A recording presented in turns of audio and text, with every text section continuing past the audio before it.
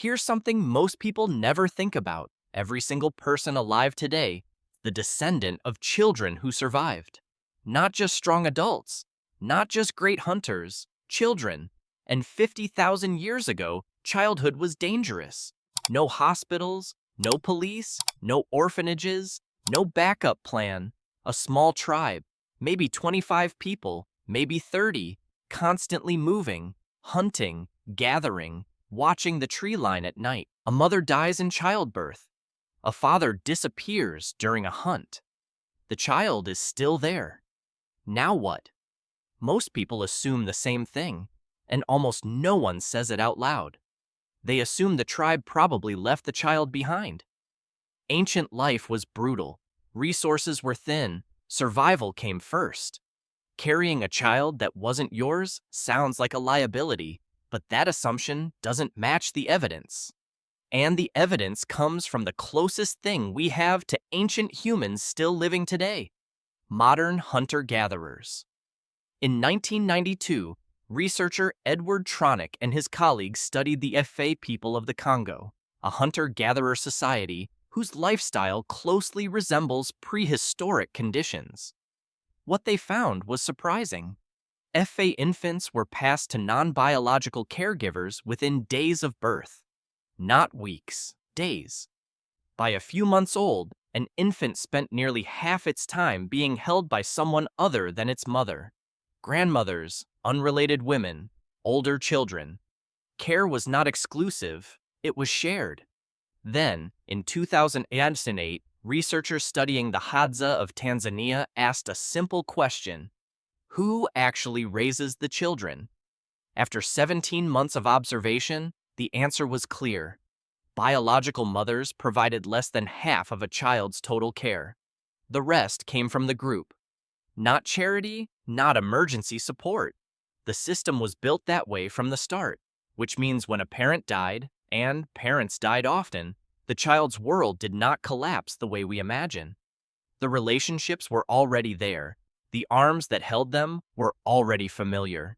The tribe was already raising them. An orphan wasn't a stranger suddenly needing help. They were a child everyone already knew. But there's another layer to this. And it's colder. Ancient humans didn't keep orphan children away because they were sentimental.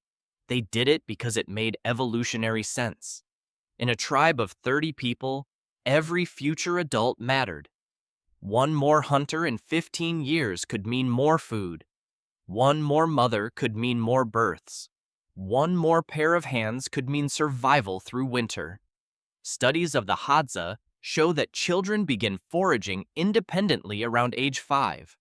By adolescence, some can provide up to 50 to 70% of their own daily calories.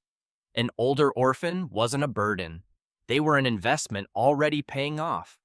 Groups that abandoned their young weakened themselves. Groups that protected them strengthened their future. Over thousands of generations, only one strategy lasted, the one that kept children alive. There's also something deeper, something psychological. In the modern world, an orphan is a category, a legal status, a file in a system. In a prehistoric tribe, there was no such label. There wasn't a moment where someone said, "You are different now." The child had always been surrounded by multiple caregivers, always fed by many hands, always watched by many eyes. Yes, grief existed, loss hurt, death was real. But the child's place in the tribe did not disappear with their parents. Their identity was still intact. They belonged.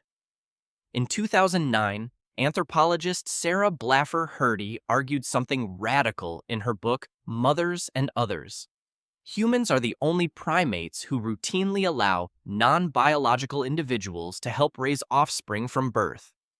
Chimpanzees don't do this. Gorillas don't do this. They guard their young fiercely. Humans evolved differently. Our infants evolved to expect multiple caregivers. And adults evolved with the instinct to care for children that are not biologically theirs. We were not built for isolation. We were built for the tribe, which means the orphaned child was not a flaw in the system. They were proof of it. Now here's the uncomfortable comparison. Modern societies often struggle to support children without parents. Bureaucracy, institutional care, uneven outcomes. But in small hunter-gatherer bands, the loss of a parent was absorbed by the group automatically. No paperwork, no waiting lists, no applications. The tribe simply continued raising the child, not because they were morally superior, but because evolution had already shaped them to do exactly that. And here's where it becomes personal. Think about someone in your life who showed up for you and didn't have to. A teacher, a coach, a relative, a neighbor, someone who had no biological obligation but cared anyway. That instinct is ancient. It's older than cities, older than agriculture, older than written language. 50,000 years ago, in a small camp under an open sky, that same instinct kept children alive. So what did ancient humans do to orphans? They raised them, they fed them, they carried them, they taught them to track animals, gather plants, read weather, and survive. Not because life was gentle, but because survival required cooperation. And if you're here today, reading this, breathing, alive, it means that somewhere in that long chain of ancestors, a tribe looked at a child who wasn't theirs and stayed.